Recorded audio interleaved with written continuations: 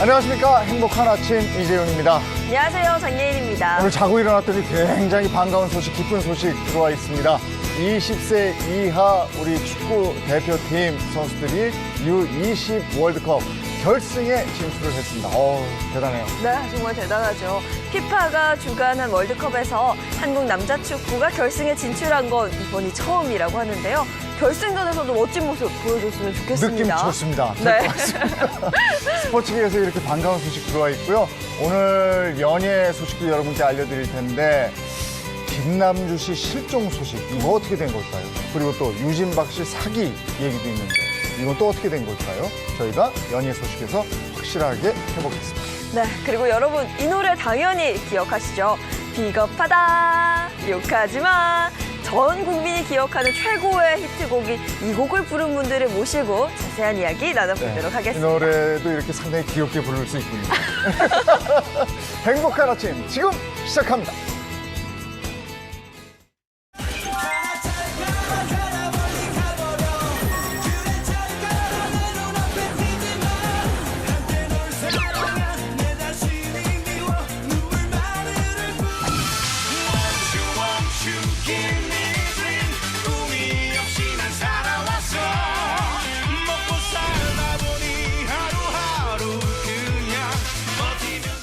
네, 아주 반가운 두 사람입니다. 지금 영상으로 확인을 하셨죠? 여러분이 너무나 좋아하시는 켄, 어서 오세요. 안녕하세요, 반갑습니다.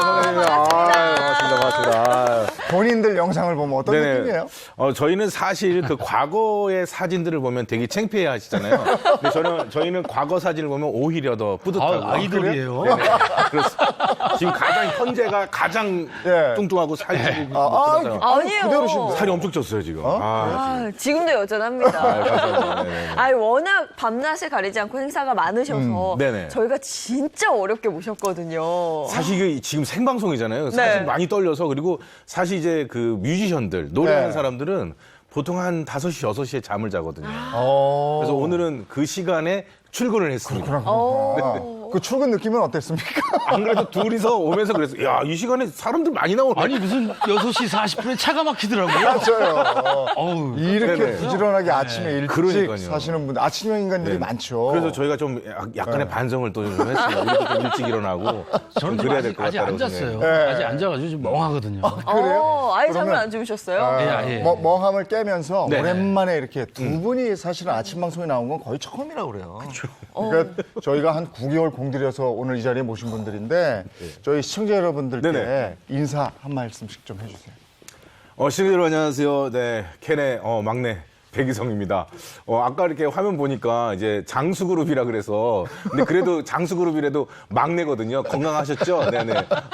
막내 잘 있습니다. 네, 반갑습니다. 네네. 예, 또. 네.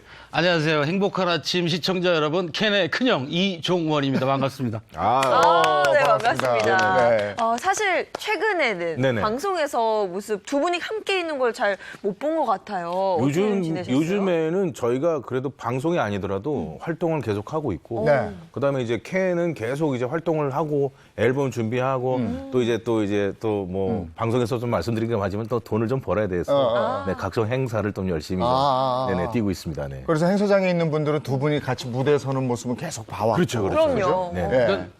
노래 부를 수 있는 캔 완전체는 노래를 해야 되는데 네. 네. 노래 부를 수 있는 무대가 많이 없어요. 네, 그러니까 아무래도 잘 안 보이게 되는 거예요. 두 분이 한참 활동하실 때는 정말 텔레비전만 틀면 나왔죠. 네네. 수도꼭지였어요. 노래하는 모습을 봤고 또 그렇게 또 입담이 좋으셔서 네. 예능 프로그램도 많이 해서 네네. 지금 얘기했지만 별명이 수도꼭지였는데 진짜 수도꼭지에서 틀면 나왔어요. 틀면. 글쎄요. 틀면 콸콸콸 이러는데. 그러니까 얼마나 저희가 바빴냐면 네. 보통 새벽 6시에 네. 이제 첫 스케줄을 하러 약간의 어떤 그 대전 정도 되는 거리를 가서 이제 소위 ENG 카메라, ENG 촬영 야외 하고 촬영. 네. 그다음에 이제 올라와서 라디오 2개를 하고 이야. 그다음에 또 TV를 또 하고 그다음에 저녁에 이제 행사를 하러 네. 이제 부산으로 비행기를 타고 가요. 네. 그럼 저희는 하고 비행기를 타고 와서 또 방송을 하면 방송하고 있는 동안에 매니저는 이제 광주로 먼저 출발을 합니다. 그럼 저희가 마지막 비행기를 타고 광주를 가서 이제 거기서 이제 일을 하고 이제 차로 올라오면서 네. 저기 이제 경기도권에 이제 나이트 클럽을 돌아다니면서 보통 한 두세 시에 끝나죠. 두세 시에 야. 끝나면 저희가 잠자는 시간은 4시간 정도밖에 없는 거예요. 그러면 움직이면서 차 안에서 식사하고 잠자고 그거 다 해결하겠네요. 저희가 그 인터뷰를 한 번 했어요. 네. 네. 뜨거운 국물을 달리는 차 안에서 먹는 가수 1위. 1위. 저희는 김치찌개, 김치찌개 뭐 이런 거. 차에서. 이게 차고 이렇게 오잖아요. 그럼 요차 이렇게 오잖아요. 그러면 오면은 이러. 절대 안 해요. 노하우가 생기셨구나. 노하우가 이게 그 웨이터분들 예, 그 예, 요령이거든요. 이거 안 떨어뜨리는 거 같이 움직여야 돼요. 네, 이렇게 이렇게. 이게 삶이 그렇게 적응하게 만드는군요. 처음에는 많이 흘렸죠. 많많이 흘리는데 점점 이제 흘리는 노하우가 횟수가 생겨가지고. 적어지고 이제 밥도 여기 딱 껴갖고 이렇게 먹으면서 형 요쪽으로 온다고. 예, 이렇게. 야, 좀 안쓰럽다. 아, 그래도 어마어마한 인기를 네네. 누린 건데 사실 켄이라는 가수의 이름을 알린 곡이 내 생의 봄날은 내 생의 봄날은. 이라는 노래죠. 네네네네. 그렇습니다. 그때가 내 생의 봄날은 그 노랫말처럼 네. 그야말로 봄날이었네요. 네. 근데 이제 이게 노랫말, 이 네. 가수가 노랫말 따라간다는 좀 안 좋은 얘기가 있어서 그때 당시에는 그러니까 원래는 봄날은 간다가 원래 제목이에요. 네. 근데 그때 당시에 이제 대표님이 네. 야, 이거 느낌 이상하다. 바꾸자. 그래서 내 생의 봄날은 점점점 이게 원래 제목이에요. 근데 안타깝게 그래서 이제 그 노래를 나왔는데 진짜 온 국민이 내 생의 비겁하다를 놓치고 네. 했는데 이게 어느 정도 시간이 지나니까 이게 노랫말에 내 생의 봄날은 간다. 그래서 제가 간다. 저희가 6년 정도 가 있었습니다. 그리고 저희가 이제 동시 히트된 가라 가라. 그리고 그 다음 4집 5집 앨범, 4집 앨범이죠. 꺼져라는 노래가 있어요. 그래서 저희가 한 7년 정도 꺼져 있었습니다. 그래서 요즘에는 노래를 내 생의 봄날은 온다. 이렇게. 요즘 그렇게 외치니까 정말 술술 이제 오더라고요, 이제. 야, 그 진짜 가수와 노랫말이 그러네. 따라가나 봐요. 그러면 내 생의 봄날은 간다가 아니고 봄날은 온다. 온다. 그다음에 가라가라가 아니고 와라. 와라. 예. 이렇게 해야 아니, 돼. 앞으로 진짜 그렇게 할 것 같아요. 너무 뒤어서. 그래서 노래 이제 제목을 만들 때 네. 눈 떠보니 100억 뭐 이런 거. 주머니 속에 100억 행복 뭐 이런 거 하나 만들고. 왕대박의 추억 이런 거. 왕대박이. 추억 안 돼. 왕대박의 추억 안 돼. 앞으로 왕대박. 앞으로 왕대박. 뭐. 승승장구 매일매일 대박 뭐 이런 거. 그거 괜찮다. 그렇게 해야 될 것 같아요, 진짜. 내 느낌이. 생의 봄날 거기에 보면 비겁하다 욕하지 마라 이런 게 나오잖아요. 네네네. 그래서 여성 팬보다 남성 팬이 많은 가수들이 유명하거든요. 예전에 이제 3살부터 이제 70세 노인분까지 막 비겁하다를 외쳤는데 네. 어느 날 이 노래 자체의 가사를 보면 조금 이제 많이 거칠잖아요. 네. 그러다 보니까 이제 그 각 지역에 계신 이제 좀 무서운 이제 예. 형님들 이제 어깨 형님들이 네. 너무나 좋아하세요. 심지어는 울면서 저희를 보면 막 가슴이 벅차서 젊은 친구들 그리고 어느 정도 이제 중년 되시는 분이 예. 나도 이 세계를 이제 너무 힘들고 관둘까 생각하다가 캔 노래를 듣고 용기를 얻어서 다시 이게 뭐야? 어둠의 세계로 제가 뭐 그런 심지어 그런 웃지 못한 에피소드도 있었고요. 예. 아니, 우리 비행기를 타고 지방에 가는데 방송하러 가는데 네. 공항에 경호원들이 막 있어요. 무슨 이렇게 방송 그 공항까지 그 시킨 게 아니고 예. 그냥 자기들이 온 거예요. 그 네. 형들이 그러니까 경호원이 아니었던 거죠. 그냥 그분들이 양복 입고 이런 분들이 양복 네. 입고 온 그냥 거예요. 거의 뭐다 그 대가를 지불하는 것도 아닌데 자기들이 솔선수범해서 차 갖고 와서 우리 그래서 누구 그러면 저희가 해드려야 된다고 이 지역을 저희가 맡고 있기 때문에 아니 그럼 지역 행사 가면은 네네. 이것도 있었겠지만 이런 것도 있었겠네. 어유 무서워요. 예전에 또 다른 지방을 갔었는데 그때도 이제 그 나이트 클럽이 그때는 이제 가수분들 초대해서 무대에서 노래를 했거든요. 네. 근데 어느 날 이제 갔는데 노래는 안 시키고 사무실로 오라 그러더라고요. 그래서 갔더니 회의를 하고 있더라고요. 네. 이게 큰 긴 그 영화에서 보면 긴 탁자에 서로 마주보고 앉아 있고 보스는 다 이렇게 앉아 있고. 근데 여기 자리가 2개 비어 있는 거예요. 여기서 이렇게 앉으세요. 앉았는데 갑자기 저기서 형님 사고 났습니다. 그래서 뭐 가자 뭐 이렇게 막 들더라고요. 그래서 저보고 가실래요? 그래서 아니 안 간다. 아니 안 간다고. 어딜까? 예, 그래서 얼른 전화해가지고 네. 막 올라오고 막 그랬었어요. 예전에는. 지금은 뭐 그런 일이 없는데 야, 예전엔 그랬었어요. 그분들의 회의실까지 갔었어요. 갔는데 갑자기 사고가 생겨서 막 뭐 지역끼리 뭐 그런 거 해갖고 저희도 막 끌려갈 뻔했는데까지 진짜 가수는 노래에 따라서 그런 것 같아요. 그런 게 있는 것 같아요. 진짜. 옛날에는 왜 맨발의 청춘 있었잖아요. 네네네. 멤버. 그 최혜준 씨 맨발의 청춘. 응? 눈물도 한숨도. 네네. 이런 거 남자들이 또 좋아했거든요. 좋아했죠. 약간 그 남성스러운 어떤 그런 노래를 우리나라 남성분들이 정말 좋아하시는 거예요. 근데 그게 캔하고 잘 어울렸단 말이에요. 네, 굉장히 잘 어울렸는데 예. 그런데 이 정도의 히트곡들을 들어보면 네. 비하인드 스토리가 더 재밌더라고요. 네네네. 캔에게 이 곡이 오게 된 계기 같은 것도 있었을까요? 사실 그 오게 된 계기보다 그때 저희가 앨범을 3집 앨범을 만들고 있었거든요. 네. 근데 이제 드라마 OST가 들어와서 이 노래를 보통 이제 디렉터가 와서 이제 노래를 봐주는데 우리 두 사람 보고 알아서 노래를 하라고 그러더라고요. 그래서 이제 형이 이제 디렉터를 보고 제가 노래를 했을 때 정말 최선을 다해서 예. 진짜 정말 최선을 다해서 노래를 해서 이제 방송국에 갖다 줬더니 예. 아 이렇게 부르면 안 다시 된대요. 해보라고 그래요? 네, 그래서 와갖고 화가 나잖아요. 네. 저는 정말 밤새 가면서 했는데. 네. 그래갖고 형 어떡할까? 그래서 야 대충 불러. 그래서 대충 불렀거든요. 어. 그렇죠. 이렇게 부르셨어야죠. 약간 그런 에피소드가 있었어요. 그러니까 약간 정성스럽게 이쁘게 부르면 안 되고 그냥 네, 맞춰같이. 거칠게. 네. 약간 건달스럽게. 네네. 그냥. 그래서 노래를 자세히 들어보시면 약간 음이 조금씩 안 맞는 경우도 있어요. 그게 또 이 노래의 매력일 수도 있겠네. 지금 듣고 보니까. 예? 약간 거칠고 그런 어떤 마초적인 어떤 성향을 거기서 그냥 한 번에 불러버려요. 그래서 그때 노래를 한 번에 불렀었어요. 지금 들리시죠? 노래. 너무 좋은데요? 아마 시청자분들도 지금 듣고 계실 거예요. 시청자분들. 예. 아, 예.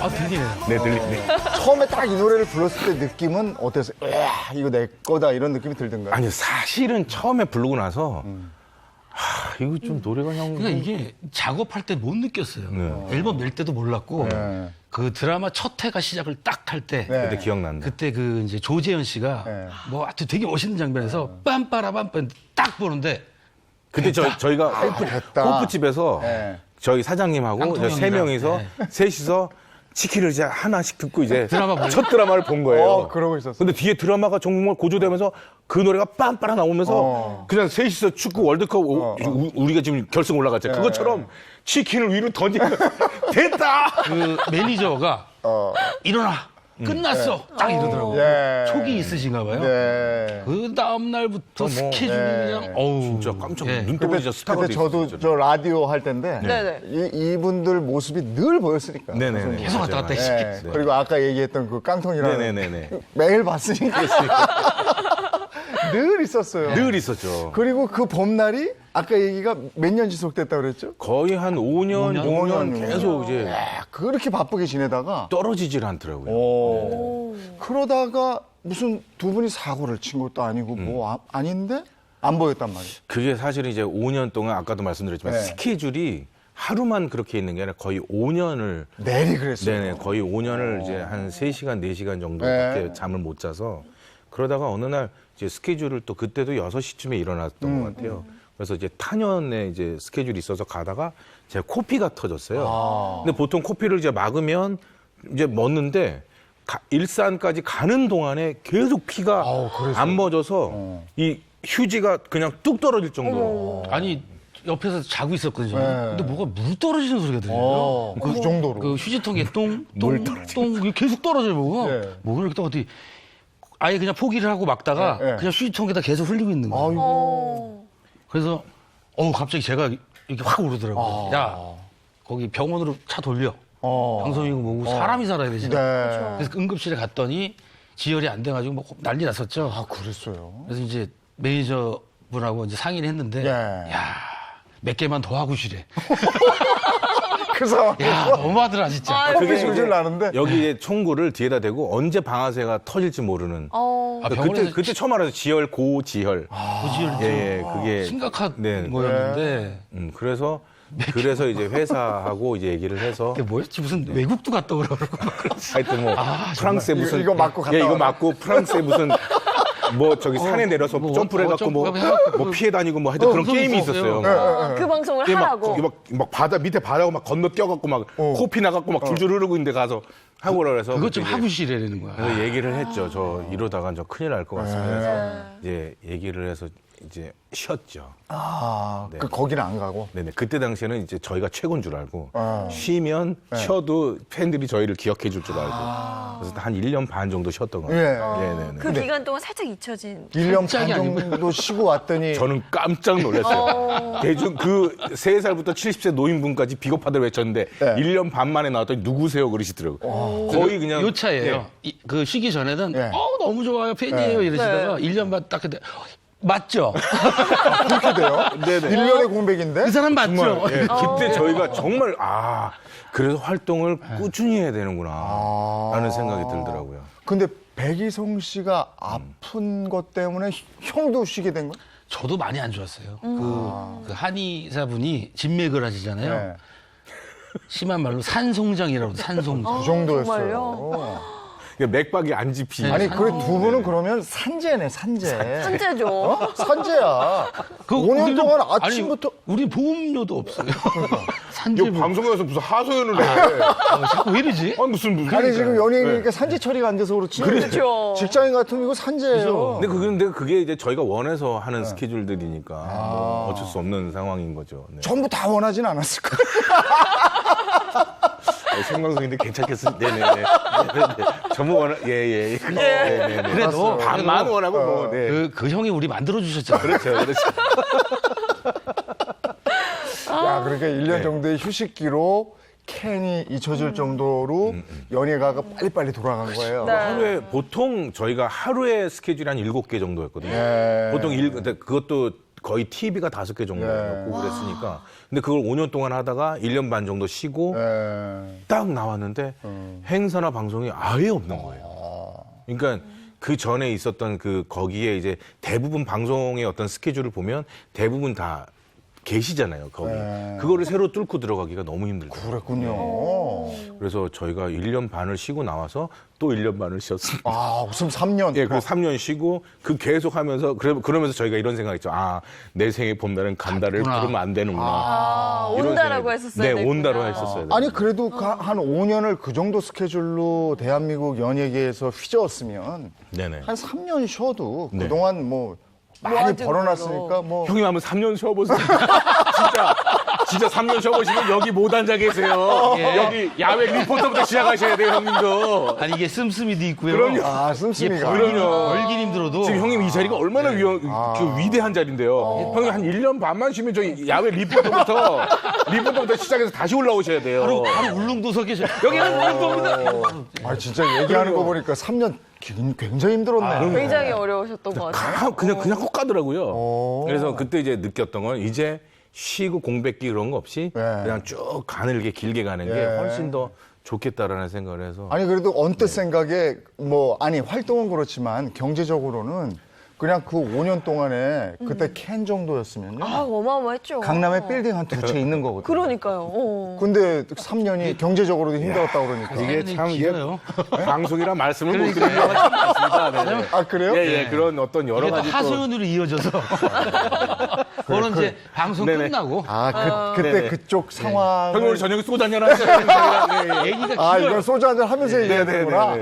네. 그렇게 가야 되는구나. 그래서 조금 생활고가 좀 많이 힘들었었어요. 왜냐면 그랬어요. 그러니까 현금 저희 수중에 현금이 마이너스 24만 원.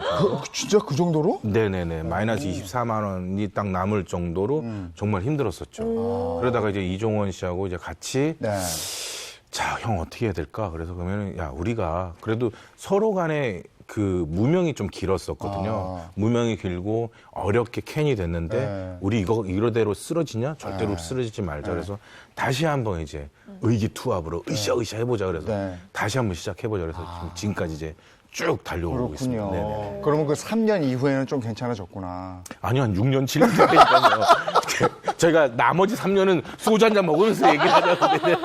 그 기간은. 예, 캔이 21년째거든요. 그러니까 이거를 30분 만에 얘기할 수가 없어요. 이건 정말 한 소주 며칠 먹어야 그렇죠. 되겠네.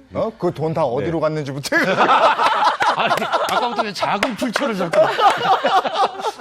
그렇군요. 두 분은 처음에 어떻게 만난 거예요, 그러면? 21년 전에. 그게 이제 그것도 OST네요. 주유소 습격 사건이라는 영화의 OST 작업을 하다가 네. 그 오늘도 참다라는 곡을 부를 가수를 찾다가 그때 이제 캐스팅된 게 백이성 씨고 저는 그때 당시에 유해준 씨랑 캔 1집을 하고 있었어요. 네. 그때 만나서 유해준 씨는 나가고 백이성 씨가 이제 들어와가지고 네.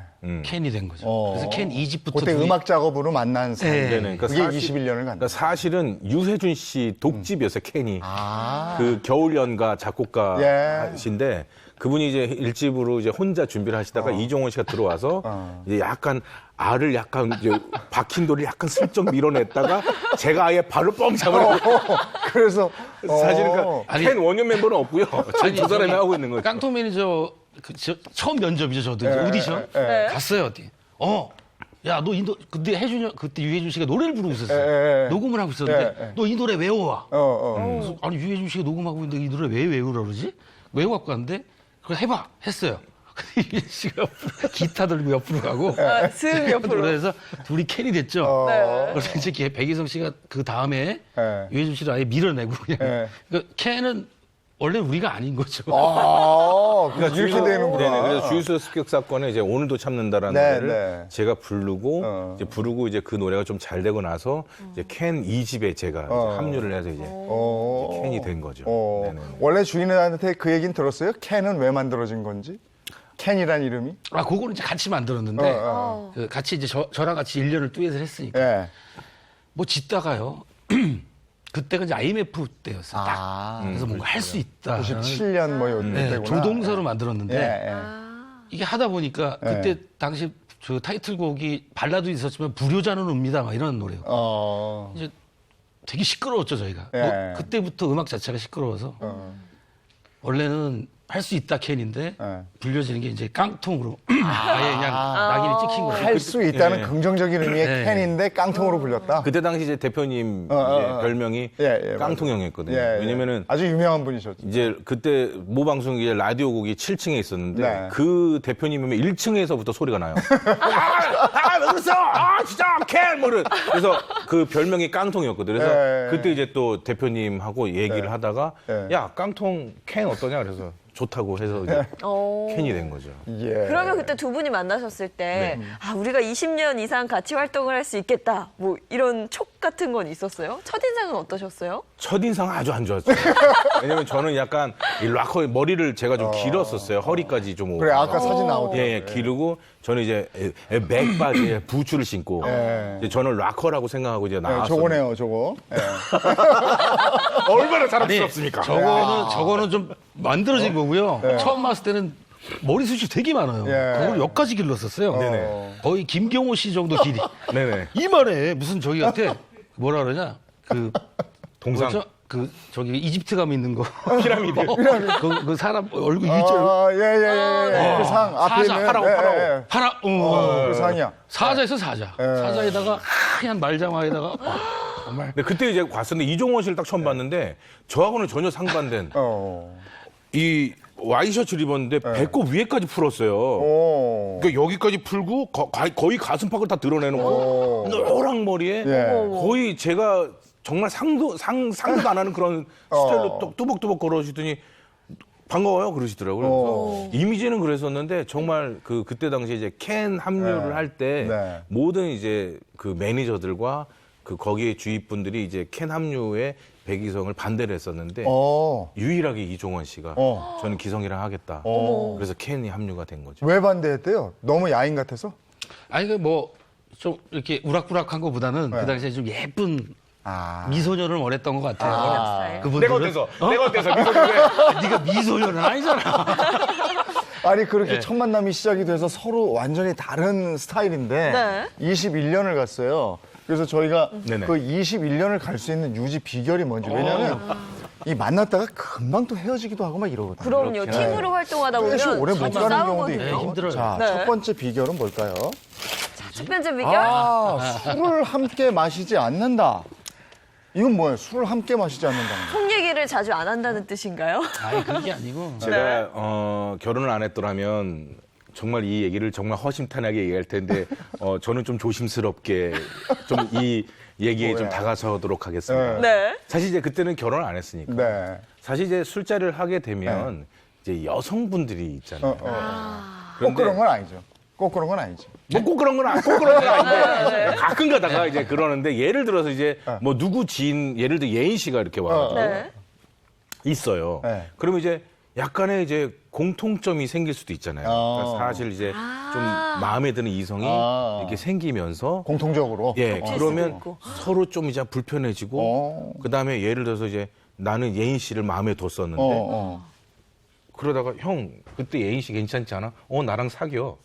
이러면 기분이 이렇게 되는 거죠. 약간 그런 분위기들, 그러니까 그런 분위기들이 너무 싫은 거예요. 왜냐하면 저희는 어렵게 캔이 돼서 정말 열심히 하고 있는데 약간 이성적으로 문제가 생긴다거나 약간 술을 또 먹고 술에 또 약간 힘을 빌어서 제가 뭐 형 그때 그거 좀 너무 섭섭하지 않아? 이런 것들. 그럼 싸우게 되죠. 실수할까봐. 그래서 그런 것들이 오히려 이 캔 활동에 있어서 방해가 될 수 있을 거라는 생각에 그래서 될 수 있으면 우리는 술자리를 갖지 말자. 각자 알아서 먹자. 각자 먹자. 쉬운 게 아니에요. 왜냐하면 제가 이렇게 뭐 옛날에 이성과 이렇게 술 한잔 하면 기성이 오빠 좀 보고 싶다 그러죠. 네. 아이고 뭐 부르면 오겠지만 그걸 이겨내야 돼요. 이겨내야 다음에. 뭘 다음에. 아니, 충분히 그럴 수 있어요. 네네. 같이 활동을 하는데 술을 따로 먹는 거 어려운 일이에요, 사실은. 그럼요. 캔 같이 한잔 하지 이러는데 따로 와. 그러면 그 사람도 노래는 사이좋게 부르지만 사이가 안 좋구나 이럴 수도 있는 뭐 거고. 그럴 수도 항상 그렇게 말씀을 하세요. 근데 네. 저희가 21년 됐는데 지금 저희가 둘이서 거의 독대로 둘이서 술을 마신 건 10번이 안 돼요. 21년 동안. 네네네. 와. 예. 그러니까 여러 가지 뭐 예를 들어서 쫑파티라든지 뭐 네. 그런 여러 가지 합석 자리에서는 같이 있을 수는 있는데 이렇게 둘이 개인적으로 소주 마시고 뭐 이런 적은 거의 없어요. 근데 이제 개인적으로 둘이서 소주 마실 때는 네. 우리 돈 다 어디 간 거야 이거 할 때. 에이, 그만하세요. 네네네. 되게 궁금해하시네. 되게 궁금해하세요. 원래 궁금해요. 돈 얘기 이런 거 되게 궁금하거든요. 그렇구나. 네네네. 야, 그렇게 관리를 했어요. 오. 네네. 예. 이게 사실 저희가 무명이 길잖아요. 그러다 보니까 힘든 거를 너무 알아서. 네. 그러니까 사실 이제 서로 한 발짝씩 물러서서 양보를 하는 거죠. 네, 그러다 보니까 서로 이제 형도 그럴 수 있겠다. 저도 그럴 수 있다. 그리고 백이성 씨랑 같이 지낸 시간이 예. 부모님이랑 지낸 시간보다 훨씬 길어요. 그렇겠죠. 그러니까 되도록이면은 일이 없을 때는 각자들 또 생활이 있으니까 그것도 충실해야 되니까. 네. 거의 뭐 알겠습니다. 잠자는 시간 빼고는 거의 같이 있으니까. 가족이죠, 이제. 네, 그러니까 뭐 그건 그런 의미에서 같이 안 네네. 마셨군요. 두 번째 궁금하네. 네, 두 번째 두 번째? 볼까요? 수입은 아, 똑같이 똑같이 이건- 나눈다. 근데 이거 중요하다고. 아유, 그래요. 이거 중요하죠. 이게 가장 중요해요. 중요한 네. 포인트죠. 소수점. 예. 소수점까지. 네, 소수점까지. 그러니까 약간 돈과 여자 관계만 딱 명확하면 그럼요.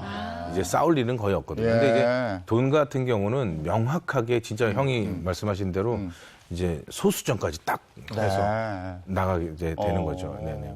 그러면 개인 활동할 때는 어떻게 하세요? 개인 활동 제가 다 갖고 가지고 개인 뭐 활동- 그건 따로따로. 그렇죠. 오히려 개인 활동. 개인 활동할 때 형한테 주게 되면 형 미안해 하잖아. 그럼. 그럼 또 싸우게 되는 안 거예요. 미안한데? 예? 오고 가는 게 있는데 이 형은 개인적으로 안 와요 저한테. 네 그런 것들인 거죠. 그럼 나는 형한테 줬는데 형은 나한테 안 주면 섭섭한 거죠. 그럼 어떻게 됩니까? 골이 깊어지는 개인 거죠. 활동은 아니에요. 그건 아니고. 예. 캔으로 할 때는 명확하게. 이 부분이 명확해야 되더라고요. 네네. 근데 두 분이서 식사하거나 뭐 그 두 분이 가끔 가다 술 한잔 할 때는 주로 누가 지불해요? 근데 우리나라가 좀 이렇게 그래도 기분도 좋고 서로 이제 나눠주고 뭐 해주잖아요. 그래서 오늘 뭐 형이 사 그러면 네. 사고 뭐 내가 살게 그러면 내가 사고. 예, 그날 서로 네네네. 기분 따라서. 네, 근데 우리가 그래도 어느 정도 나이가 있기 때문에 이게 더치페이 이런 거는 아직까지 익숙지가 않아요. 맞아요. 요령이 네. 있어요. 백이성 씨를 네. 그냥 반주로 네. 소주 한 3잔만 먹이면 네. 자기가 내요. 기분이 좋아지는 스타일이구나. 연합 불렀다가도 술 한 잔 들어가면 딱 하고 네. 내요. 남자야, 남자. 그러니까 이게 좀 이상하다. 저 5,000원, 형 5,000원. 예. 이게 좀 이상하잖아요. 그쵸. 5,000원만 줘. 5,000원. 이렇게 하는 게 좀 너무 그래서. 혹시 딱 한 3잔 먹으면 네. 계산해라. 우리 우와! 그것만 하면 되잖아요. 네네네. 박수만 치면. 그 돈이 다 글로 가요. 예, 예. 예능은 그런데 각자 따로 가서 노래하게 되는 경우도 있잖아요. 네네. 그렇죠? 네네. 그때는 어때요? 느낌이 어때요? 늘 둘이 같이 아니, 하다가. 백이성 씨는 간혹 혼자 자주 해서 모르겠는데 네. 저는 요번에 이제 캔이라는 솔로로 좀 활동을 해봤어요. 네, 네. 20년 만에 처음 솔로를 한 거거든요. 네, 네. 죽겠더라고요. 네. 옆에가 20년을 있다가 없으니까 네, 네. 진짜 무슨 인형을 하나 갖고 다녀야 되나. 네. 가사가 생각이 안 나요. 네. 허전해가지고. 허전해서. 계속 혼자 부르다가 이렇게 쳐다보고 네. 되게 허전해요. 어. 진짜. 그렇지. 항상 같이 다니다가 그렇죠. 그렇게 된다고요. 그렇게 된다니까요. 저는 오래 그러니까 좀 오래 했거든요. 저는 혼자 활동도 하고 네, 네. 하는데 올라갈 때마다 좀 불안해요. 그러니까 뭐냐면 이제 노래 파트도 그렇고 네, 네. 노래 이제 듀엣으로 부르는 네. 파트도 혼자 불러야 되는 상황도 생기고 네. 하니까 그럴 때는 조금 제가 좀 힘이 좀 붙이고 할 때는 좀 네. 이제 이종원 씨도 생각나고 네. 그리고 무대에 올라서기 전에가 가장 두려워요. 그러니까 둘이 있으면 형이 있으니까 든든하게 내가 뒤에 우리 백그라운드에 네. 형이 있으니까 든든하게 네, 안녕하세요 나오는데 네. 저 혼자 올라가야 되는 그 부담감은 어. 계속 올라가면 올라갈수록 더 커지는 것 같아요. 그러니까 그런 생각을 하고 나니까 오히려 캔으로 갈 때가 오히려 아 맞아 캔이 있었지 하면서 더 돈독해지고 더 올라가는 게 더 힘이 생기고 그렇더라고요. 백이성 씨는 또 저 예능 프로그램에서 입담이 대단하잖아요. 네네. 그래서 어느 무대든지 서서 사람들이 노래만이 아니고 네. 재밌는 입담을 좀 듣고 싶어 하는 분들도 있어요. 괜히 네네. 개그맨 그런 불안감도 있을 것 같아요. 네. 보통 노래는 아무 생각 없이 편하게 하거든요. 네. 근데 강박관념이 좀 있어요. 웃겨야 그런 게 된다는 있을 것 좀 그런 게 워낙에 이제 그때 당시 사랑을 네. 너무 많이 해주셔서 네. 그때 이제 뭐 토크쇼에 나가서 토크왕도 하고 네. 진짜 그때는 진짜 거짓말이 아니라 눈을 떴더니 스타가 돼 있었어요. 그때는 진짜 제가 어디를 지나가도 잘 몰랐었는데 그때 그 방송 토크왕이 되는 그 방송이 나가고 나서 눈을 떴더니 문 발짝 문을 탁 열자마자 백이성 씨 이렇게 될 정도로 너무나도 이제 사랑을 해주셔서 네. 거기에 대한 부담감이 이제 무대 올라가면 그 초롱초롱한 눈빛들이 계세요. 네, 네. 기대하는 눈빛. 예, 그러면 저는 알죠. 네. 모창을 몇 개 해야 되는구나. 성대모사를 몇 개 해야 돼. 그래서 그래. 오히려 예전에는 노래 연습보다 노래 연습 20이면 성대모사 모창을 거의 80을 했어요. 어. 그런 것들이 이제 무대 올라갈 때마다 항상 그래서 이종원 씨가 아예 대놓고 이제 하라 그러죠. 해. 뭐 이문세 씨 그럼 내가 갑자기 배철수 씨 안녕하세요 배철수입니다. 뭐 이렇게 하는데 네네. 아니 이렇게 잘하니 왜 안 하라고 그러겠어? 근데 이게 근데 정말 제가 타고난 게 아니라 연습을 한 거거든요. 그러니까 연습을 안 하니까 점점 배철수 씨가 배칠수 씨가 되더라고요. 예, 그렇게 되더라고요. 그래서 이제 그런 부담감은 이제 갖고 가야 되는 거예요. 그래서 어느 땐가는 뭐 편안해지겠지만 아직까지도 이제 어느 방송 이게 지금 행복한 아침에서도 뭔가 좀 보여야 되고 여기 모든 스태프분들 카메라 감독님들이 좀 미소를 짓게 해줘야 된다는 그런 강박관념이 있죠. 이게 이해가 되는 게요. 저희도 직업이 아나운서잖아요. 네. 어디 가서 뭐 한 말씀 하시죠. 아니면 건배사라도 한 말씀.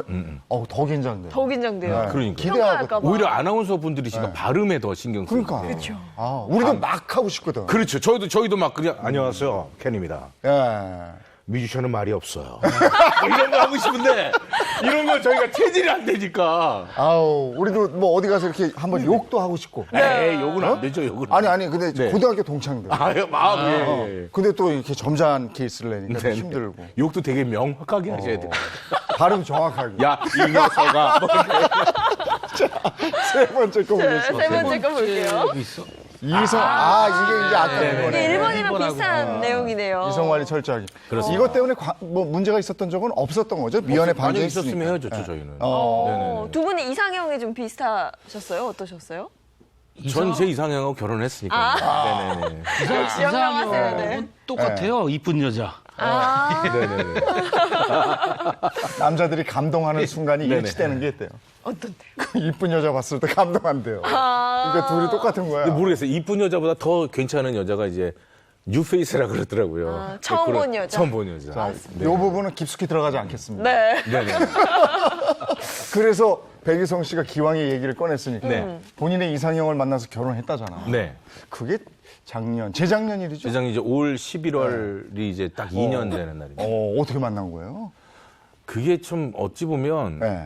저는 이제 그때 당시에는 술을 좀 좋아했었어요. 술을 좋아하고 이제 있다가 이제 그때도 이제 그러니까 그때 이상하게 만나려고 했던지 그 시간에는 제가 잘 안 가는데 퇴근 시간에 이제 친구들이랑 이제 술을 먹고 있는데 이제 그때 이제 그 간장새우집에서 딱 정말 손님이 많았었어요. 예. 저는 이제 아무 생각 없이 있는데 문을 탁 여는 순간 저 혼자만 들리는 음악이 와라라 나오면서 후광이 싹 비치면서 오더라고요. 그래서 네. 저분은 약간 느낌이 좀 다르더라고요. 제가 성격이 좀 약간 여성분들한테 소심해서 잘 대시를 못 하거든요. 그래서 있는데 꼭 얘기를 해야 되겠다라고 생각을 해서 얘기를 하고 있다가 이제 처음에는 그냥 아무 생각 없이 그냥 이제 교제를 했는데 저보다 책도 많이 읽고 책을 거의 1년에 한 100권 정도 읽어요. 어이구, 그래요? 그리고 이제 지나가다가 쓰레기 같은 거 있으면 줍고 그리고 자꾸 같이 걸어가는데 자꾸 늦게 와요. 보면 이제 쓰레기 같은 거 줍고 그래서 그래요? 나하고는 정반대되는 생활을 우리가 안 가진 걸 가진 거죠. 아, 그래요? 저는 이제 자려고 하면 전화가 와요. 어. 저 이제 출근해요. 그래서 보통 5시에 아침형 인간이고. 보통 4시, 5시에 일어나서 신문을 봐요 또. 그리고 아직도 저희 집에 신문이 오거든요. 네. 근데 제가 보는 게 아니라 아내가 보는. 그래서 그런 모습들이 저하고는 전혀 네. 지금까지 살아왔던 거랑 전혀 상반된 네. 어떤 그런 것들을 보면서 많이 매력을 느꼈던 것 같아요. 얼마나 연하죠? 11살인가? 12살입니다. 12살? 네네. 한 바퀴 돌았네. 동갑이에요, 네네, 동갑. 동갑이에요. 네, 그러네. 동갑이에요? 아주 친구처럼 잘 지내고 있어요. 이종원 씨도 봤을 거 아니에요? 그럼요. 네, 어땠어요, 느낌이? 저는 그냥 처음에는 느낌이 되게 괜찮다. 그래서 그냥 결혼까지 생각 안 했어요. 예. 와, 근데 그냥 어. 결혼을 할까라는 말을 딱 하고 6개월도 안 걸렸어요. 이게 그 임자가 있나 봐요. 그러게 말이에요. 네, 그 순간 확 하더라고요. 지금 결혼 사진 잠깐 나왔는데 백이성 씨 그때 굉장히 날씬했네요. 살 좀 뺐습니다. 네. 결혼하려고 몇 킬로나 뺀 거예요? 그때 한 15kg, 16kg 정도. 우와. 제가 백이성 씨 봤을 때 최고로 빠졌어요. 그때 우와, 우와. 어떻게 그렇게 뺐어요? 턱시도가 만든 게 아니 그게 아니라 턱시도 맞는 게 아니라 그 웨딩 하러 갈 때 신부 맨 처음에 이제 드레스 먼저 탁 열 때 네. 드레스를 먼저 보게 되잖아요. 네. 그때 커피를 덜덜덜 떨거나 책을 떨어뜨려야 된대요. 네. 근데 전 준비를 이렇게 하고 있었어요. 오면은 어떻게 할까? 책을 떨어뜨릴까? 아니면 침을 이렇게 흘릴까?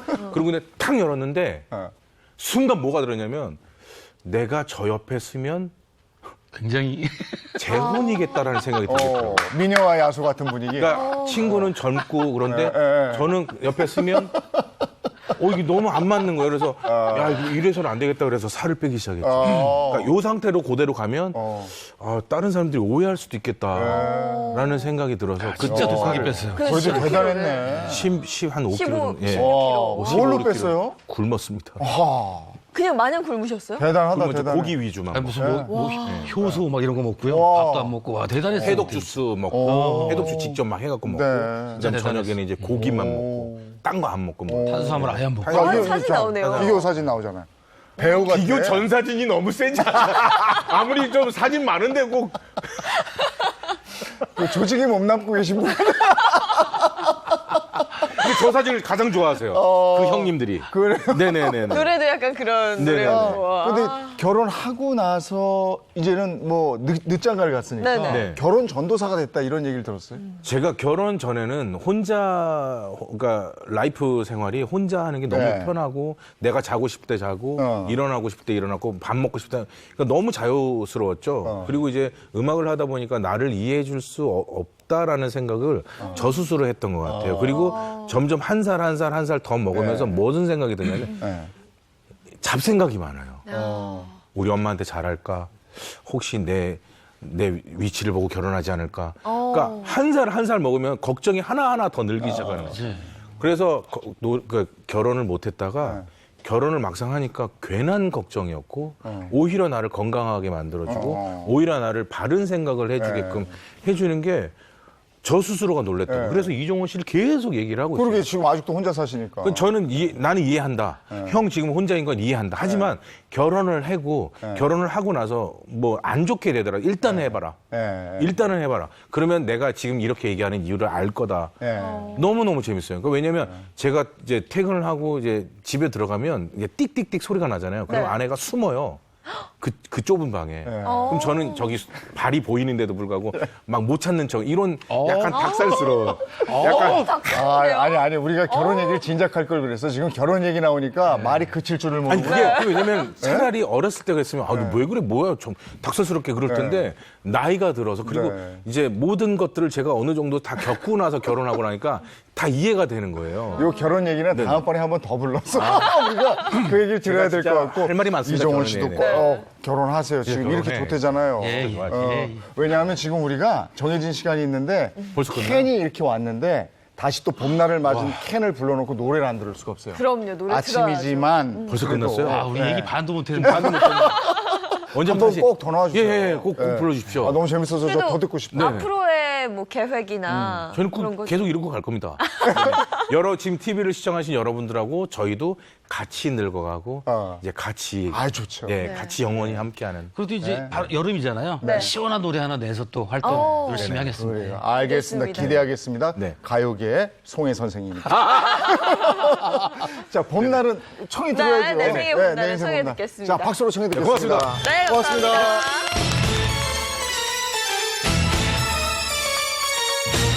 야차! 시간에 저는 온다로 외쳐주세요.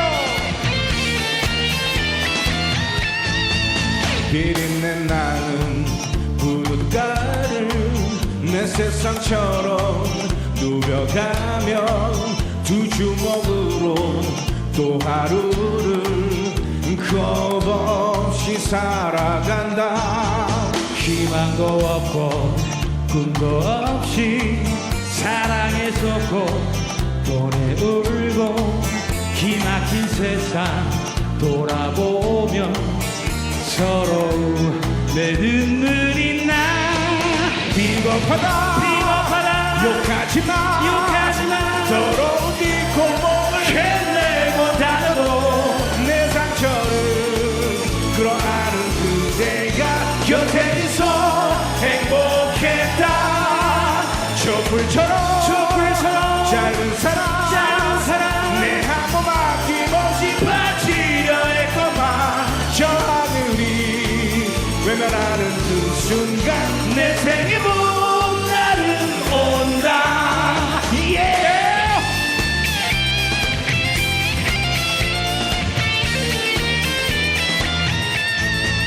이 세상 어딜 둘러봐도 언제나 나는 혼자였고 시린 고독과 악수하며 왜 길을 걸어왔다.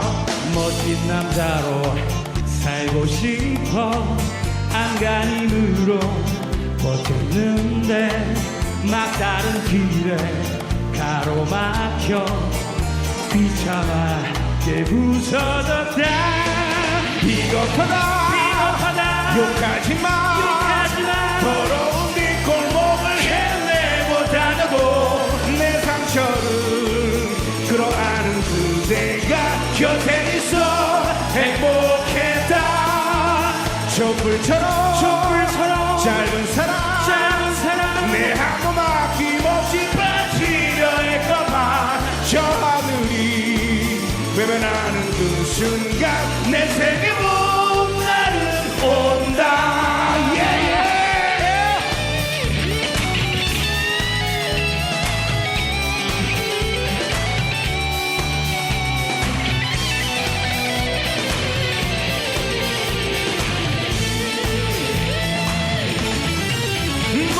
무엇하나 내 뜻대로 잡지도 가질 수도 없었던 이 세상 내 한 목숨 사랑으로 남긴 채 이제는 떠나고 싶다. 바람처럼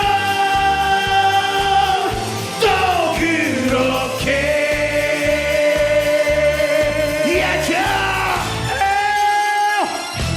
자, 여러분 건강하세요.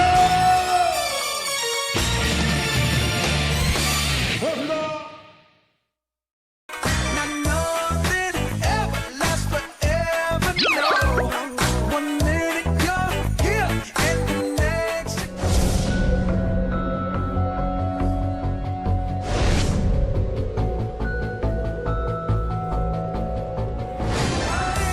Still fight, still a kisser, a little something there. 네, 한 주간의 핫한 연예계 소식을 준비해놨습니다. 연예 랭킹, 오늘은 어떤 소식입니까? 네, 안녕하세요. 연예 전문 기자 최정아 기자입니다. 네. 오늘 첫 번째로 전해드릴 소식은 정말 놀랄 소식인데요. 김승우, 김남주 부부의 실종 신고입니다. 그러게 이게 뭔지 모르겠어요. 이게. 깜짝 놀랐어요. 네, 사실 다들 포털 사이트를 보시고 검색을 네. 보시고 정말 깜짝 놀란 분들이 많으실 텐데요. 지난 7일이죠. 한 매체가 지난달 30일 김승우 씨가 부인 김남주 씨와 연락이 안 된다면서 경찰에 실종 신고를 했다고 보도를 하면서 네. 화제가 된 거예요. 근데 이 보도에 따르면 두 사람이 부부싸움 후에 집을 나간 김남주 씨가 연락이 두절돼서 김승우 씨가 걱정이 돼서 실종 신고를 한 것이다라고 보도가 나왔어요. 네. 그런데 이 실종 신고를 접수한 관계 기관은 일단 긴급 위치 추적을 했고 김남주 씨가 서울의 한 시내 호텔에 있는 것으로 확인을 해서 귀가 조치한 것으로 알려졌습니다. 그리고 보도 이후에 아무래도 자연스럽게 이 부부의 불화설이 알려지게 됐죠. 알려졌다라기보다 부부살로 확대가 된 거죠. 부부싸움을 해서 이제 그렇게 된 거니까. 네네네. 예. 근데 어쨌든 김남주 씨가 귀가를 했으니까 네. 일단락이 된 거고.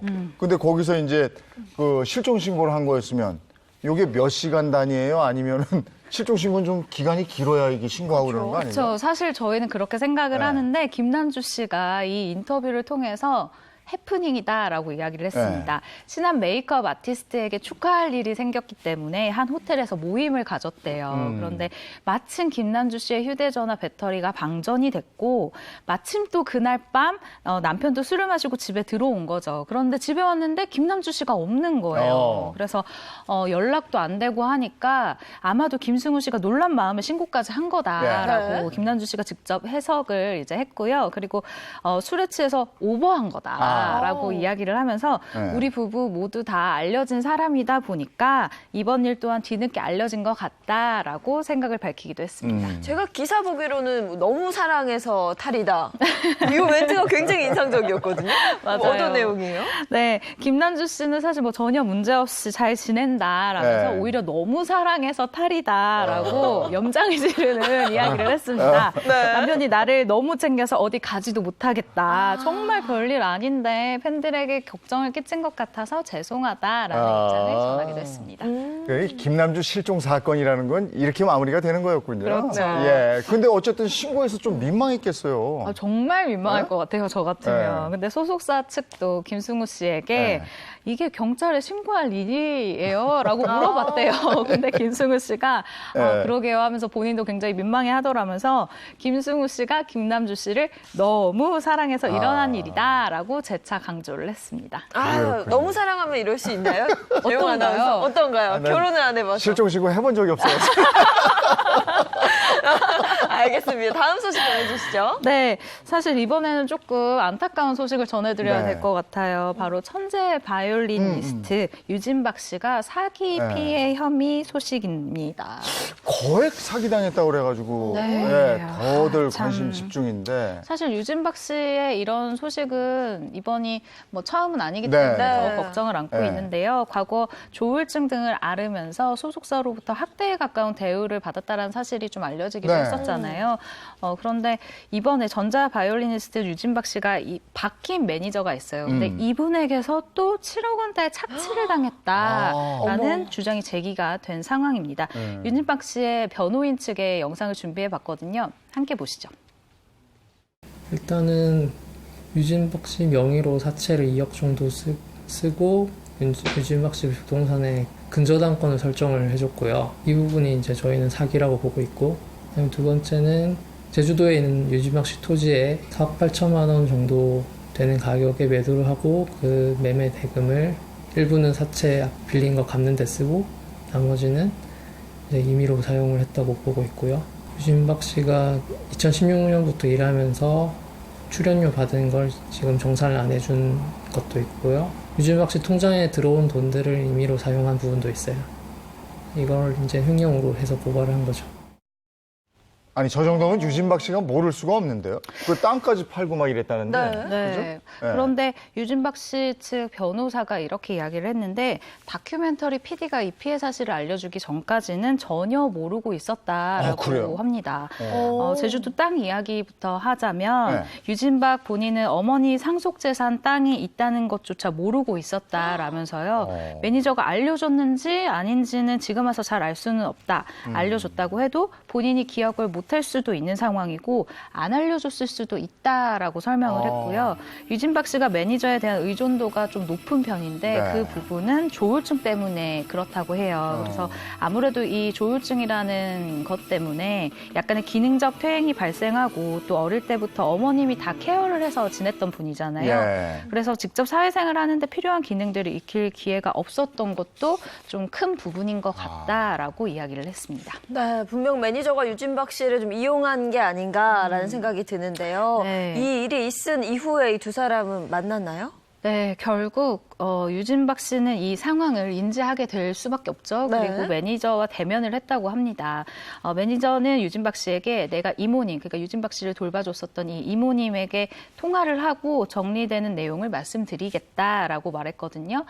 유진박은 아무래도 믿었던 매니저이기 때문에 허탈함을 감출 수가 없었을 네. 것 같아요. 네. 그리고 세금 체납액이 무려 1억 원에 이르는 상황입니다. 네. 그렇기 때문에 유진박 씨가 진짜 말도 안 돼 라면서 헛웃음을 씌웠다고 합니다. 헛웃음 외에 유진박 씨의 입장은 뭐예요? 네, 일단 유진박 씨가 이렇게 이야기를 했대요. 나는 이 상황을 어떻게 해야 하는지 모른다. 나는 언제 네, 아니요라고 해야 하는지 모른다. 헷갈린다. 라면서요. 똑같은 일이 반복되는 느낌이다. 라고 덧붙였습니다. 네. 결국 유진박 씨는 매니저와의 관계를 끊고 어머니의 생전 지인이 마련해준 거처로 옮겼다라고 합니다. 근데 유진박 씨는 자신에 대해서 나는 결과적으로 뮤지션이고 이 세계에서 살아남는 법을 배워야 한다라고 이야기를 했고요. 다행인 것은 본인이 굉장히 자신이 있어 하고 네. 또 새로운 마음을 갖고 열심히 하려 한다라는 입장을 밝혀서 굉장히 또 팬들의 마음을 어루만지기도 네. 했습니다. 그러면 이 사기 사건 조사는 지금 어떻게 진행되고 있습니까? 네, 일단 서울시 장애인 인권센터가 나섰어요. 지난달 23일에 유진박의 현 매니저를 사기와 업무상 배임 횡령 등의 혐의로 네. 서울 남부지검에 고발을 한 상황입니다. 그리고 이 남부지검에서는 서울 강서경찰서에 수사를 지휘를 해서 네. 이제 경찰 수사를 진행하고 있다고 합니다. 알겠습니다. 네. 오늘 연예가 소식 고맙습니다. 최정아 연예 전문 기자였습니다. 네. 감사합니다. 네. 지역 축제 소식 하나 알려드리겠습니다. 왜 토마토 축제 스페인에서 열려서 유명하잖아요. 네. 근데 이맘때쯤 우리나라에서도 열립니다. 경기도 퇴촌의 토마토 축제 얘기입니다. 네, 건강에도 좋고 맛도 좋은 퇴촌 토마토 축제에는 어떤 즐길거리가 있을까요? 함께 보시죠. 찬란한 역사의 고장이며 풍요롭고 아름다운 문화와 자연이 숨쉬는 너른 고을 광주. 쉼을 찾고 꿈을 만나는 경기도 광주를 만나러 고고! 저는 지금 경안천 습지 생태공원에 나와 있는데요. 이른 아침부터요, 이곳을 거니니까 이 찍찍찍 지저귀는 새소리랑 풀벌레 소리랑 함께 들으니까 정말 마치 이곳이 무릉도원이구나라는 생각이 드네요.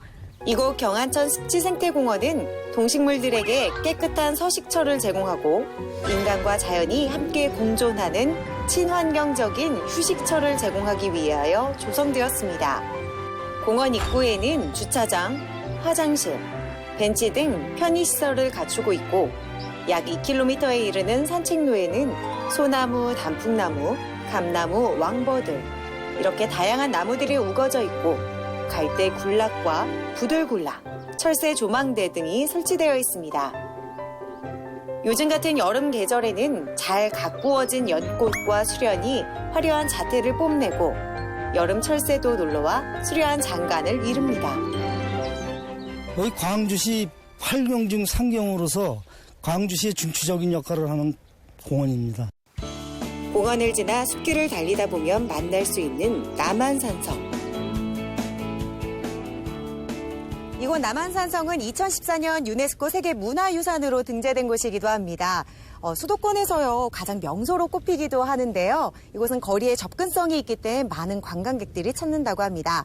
그리고 9km의 성곽 둘레길이 있어서요 천천히 편안하게 산행도 즐기고 역사 탐방까지 할 수 있다고 하네요.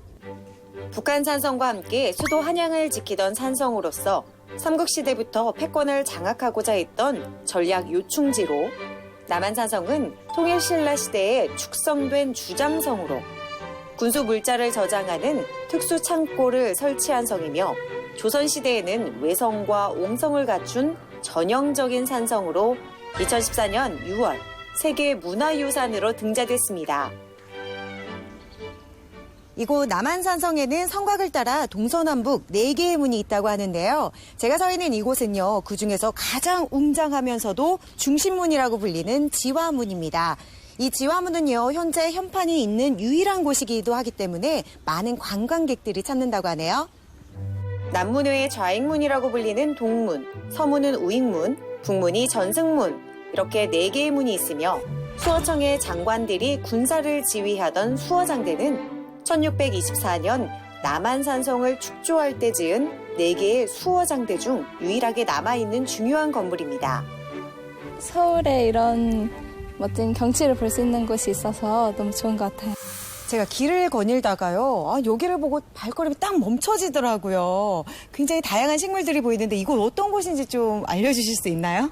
네. 저희가 율마 농장을 한 20년 넘게 하고 있는데요. 애기 아빠가 원체 화초를 좋아하다 보니까 하나, 두 개 모으다 보니까 천여 종의 식물들을 모으게 됐어요. 그래서 이렇게 자그마한 공간이 조성이 됐네요. 이건 어떤 식물이에요? 이거는 율마라고요. 학명은 골든 크리스처라고 이게 향이 나요. 이렇게 만지면. 향이 난다고? 이 나무에서요? 네. 피톤치드가 나와가지고 향이 아주 좋은 향이 나요. 한번 그래요? 만져보시겠어요? 이렇게 해서. 네. 오! 아니, 나무에서 왜 꽃향기가 나죠? 예. 이거 제 향기 아니죠? 한겨울에 와도 꽃이 피어 있고 여름에 와도 아름다운 식물들이 있으니 정말 놀라지 않을 수 없네요. 태촌이 싱글벙글, 토마토가 방울방울. 이곳 태촌에는 토마토가 무엇보다도 유명하다고 하는데요. 그래서 초여름 태촌 토마토 축제가 열린다고 합니다.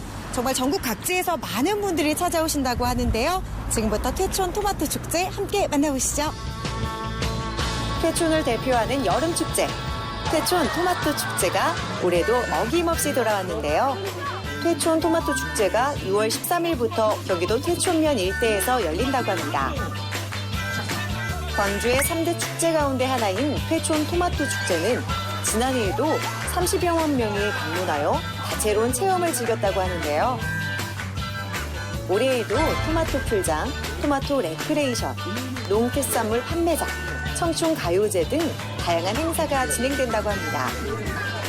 올해는 축제의 주제를 공모하여 태촌이 싱글벙글, 토마토가 방울방울이 선정되어 풍요로운 축제라는 의미를 더욱 배가시켰습니다. 우와, 이곳에 오니까요, 주렁주렁 토마토들이 정말 천진데요. 이곳에 오면 토마토 따기부터 여러 가지의 체험을 할 수 있다고 하는데요. 갑자기 너무나 하고 싶은데 그 체험 여러분 함께 해보시죠. 태촌 토마토가 굉장히 유명하잖아요. 그렇죠. 그 유명한 이유가 있을까요? 태촌 토마토는 팔당 상수원에 있는 지역으로서 공기도 깨끗하고 물도 깨끗한 지역에서 재배되기 때문에 토마토가 달고 맛있습니다.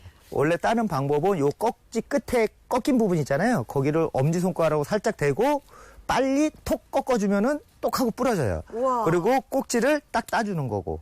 와, 이렇게 직접 체험해보니까요. 예, 왠지 예. 토마토가 더 맛있을 것 같다라는 생각이 드는데요. 예, 예. 근데 이 토마토 체험이요. 따기뿐만 아니라 여러 가지 단계가 있다고 들었는데요. 오늘 만든 토마토 잼으로 빵을 시식을 하실 거예요. 그리고 토마토 주스도 드리고. 아, 정말요? 예, 예.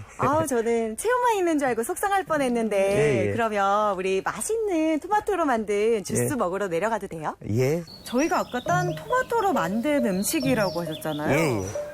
아니, 근데 토마토가 사실 잘 안 보이는데. 네. 토마토 주스하고 네. 토마토 잼이 준비되어 있어요. 서양 속담에 이런 속담이 있어요. 토마토가 빨개지면 의사들 얼굴이 파래진다는.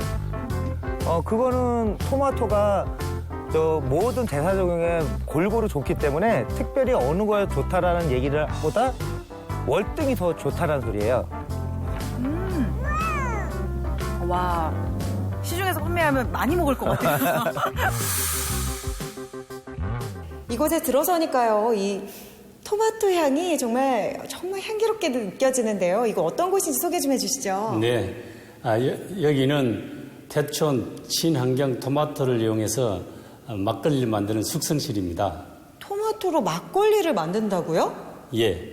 이 토마토 막걸리는요, 어떻게 만들어지나요?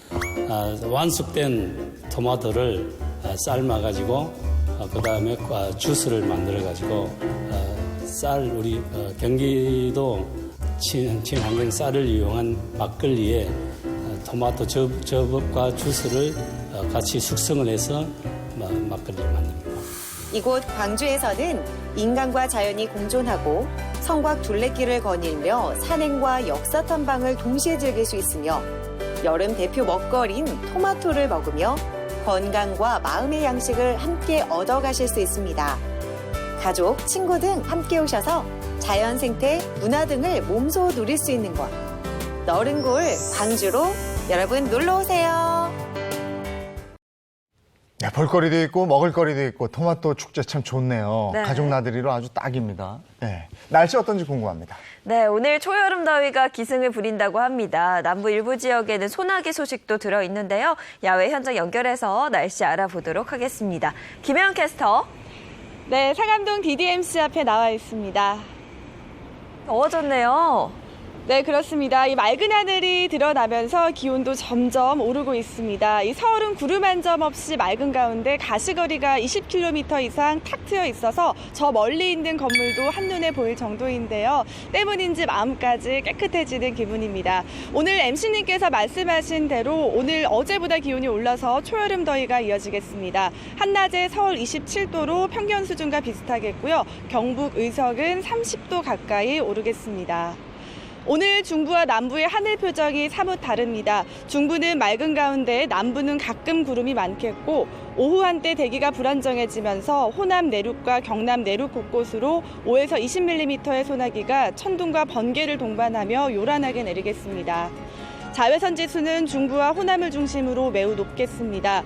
먼지 걱정은 없겠지만 오존이 짙어지는 오후 시간 서쪽 지역을 중심으로 오존 농도 나쁨 단계 예상되니까요. 노약자나 호흡기 질환자는 오전 10시부터 오후 3시 사이에는 야외 활동을 자제하는 게 좋겠습니다. 낮 기온 어제보다 올라서 서울, 광주 27도, 대전 28도 예상되고요. 동풍이 부는 동해안 지역은 강릉과 부산 23도 안팎에 머물며 선선하겠습니다. 주말에는 서울의 낮 기온이 30도 가까이 오르긴 하겠지만 심한 더위는 없겠습니다. 대체로 맑은 가운데 토요일 일부 중부와 영남에 비 소식이 있습니다. 오늘 서울 등 중부 지역의 가시거리는 현재도 탁 트여 있지만 동해상에서 들어온 구름대의 영향으로 오전까지 강원 산지를 중심으로는 가시거리가 200m 이하인 곳이 많습니다. 때문에 조심히 이동하시고요. 안전운전 하시기 바랍니다. 그럼 오늘도 행복한 하루 보내세요. 지금까지 상암동 채널A에서 오늘의 날씨였습니다. 오늘도 낮에 덥다고 그러는데 초여름 더위는 그래도 나무 그늘 아래 이렇게 있으면 바람도 좀 불고 견딜만은 해요. 네, 그리고 밤낮으로 기온차가 크게 벌어지니까요. 또 카디건 하나 챙겨 나오시는 것도 잊지 않으셔야겠습니다. 저희는 내일 아침 8시 더욱 신선하고 알찬 내용으로 돌아올게요. 행복한 아침, 행복한 하루 되십시오. 고맙습니다. 고맙습니다.